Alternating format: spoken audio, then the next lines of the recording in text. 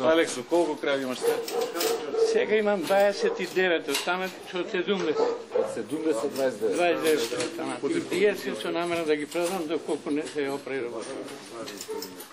Ако испонатаму крадаме споменици, а ги ништиме парниве, ева му работа. Тоа е. Кога ги продаде кравите? Еве, кој што сами гледате, сега се дете. А овие ваму се отпорано продат. Мислам, почетокот на есен да ги продат тие таму.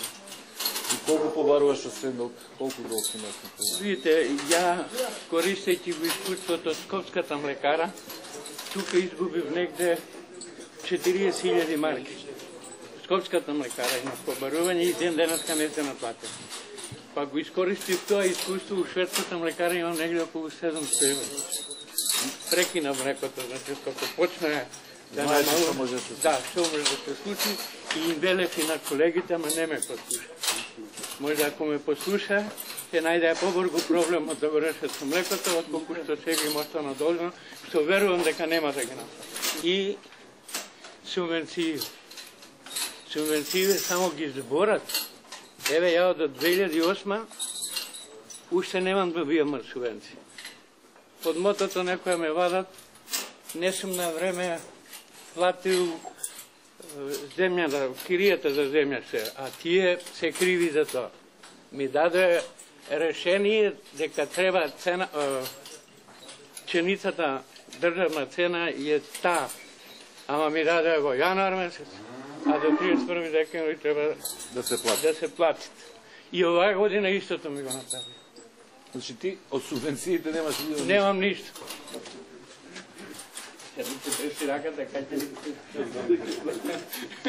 Сите земјоделски култури, наместо да одиме напред, ние се ги увезуваме. Па ние ли сме државата? И викаме, ќе даваме. Па порано ние субвенции зимаме, стварно сега да не бидам вулгарен толку, се знаеше, 7 бева стратешки култури, за кои култури се зимаше субвенции. Сега, бе, брате, и на пужави, и на голуби, и на кокошти, и на јајца, и на све. И на све. Ја мене ми се чини се знае кој е онако. Сега да не биде некој увреден, зашто на овојга не, зашто на овојга не. Али сето тоа, ние зависиме од земјоделието. Ја реков, да се дојде на власт, земјоделието да не биде замарено. Таа е најголема гранка која што треба да ни подржи држава. Држава, ако нема земјоделие, држава, каде држава? Државата се треба. Сите тие работи што ги даваат онако, ако купуе леп, за тутунарите, сега пример ќе видите. Тутунарите им платеја толкова. Тие пари ти даде за леп, за жито да увезе. Не можеме од каде жито ќе најде. Тие пари ти ги даде храната, за храна ти даде тие пари. И они сега радосни, нека се радосни. Ние гледаме дека се они многу радосни. Секој еден кој зима пари радосни.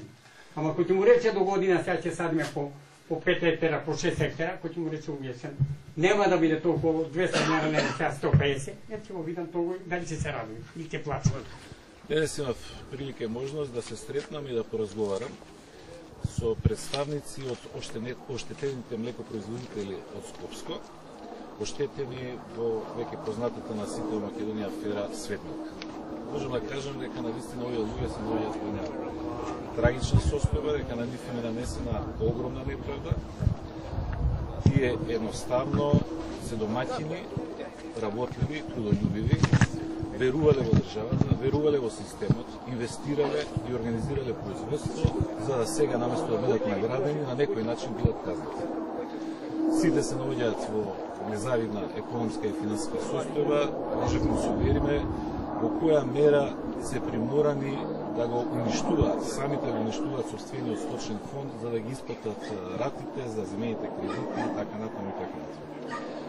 Владата апсолутно во оваа ситуација не може да се прогласи за ненадлежна, незаинтересирана и невина, во најмала рака затоа што таа, представниците на владата, начело со премиерот, ги охрабрува овие луѓе да го зголемуваат сточниот фонд, да земаат кредити, да купуваат крави, да градат штали, гарантираа дека млечни кризи повеќе нема се повторат во Македонија. На крајот на дишта пред нивни очи се случи огромен криминал во Сведмилк. државните институции задолжени за контрола нити го следа, нити го открија, нити ден не знаеме каде се парите и кои се виновниците. Ако пак се користат со аргументацијата дека за да им се помогне на овие луѓе нема пари во буџетот, тоа не е точно. Самите покажа дека пари има. Ако има 200 милиони евра за скулптури, статуи, споменици, музеи, водоскоци, фонтани и така натаму, тогаш има пари и мора да има пари да им се помогне на живите, да се спасат семејствата, да се спаси и иднината на огромен број наши граѓани. Повелете.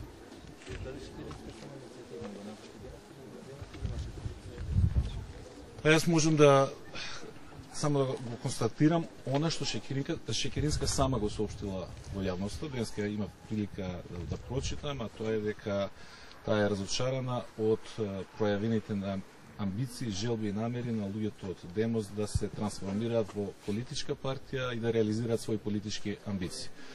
Таа и порано тоа го најави, дека во тој момент кога тоа ќе стане јасно, а сега веќе станува јасно, дека таа ќе се дистанцира од таа структура и дека ќе си го продолжи својот ангажман во Социјалдемократскиот сојуз на Македонија.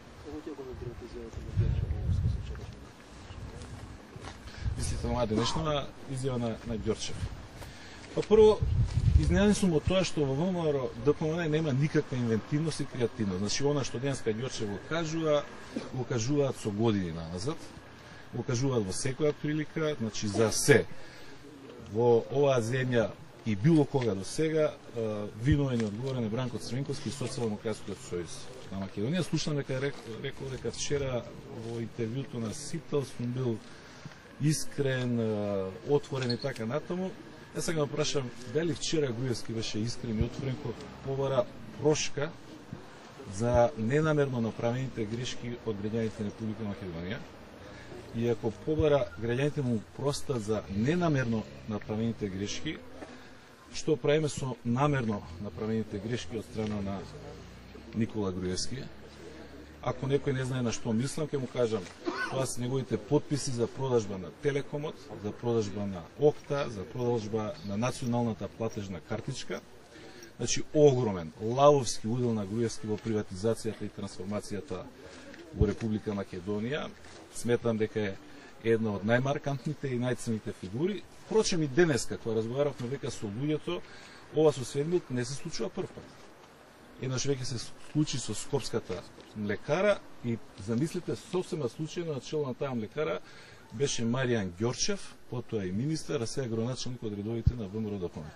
Голем е уделот на ВМРО ДПМН во, како што оние велат, криминалната приватизација во Македонија.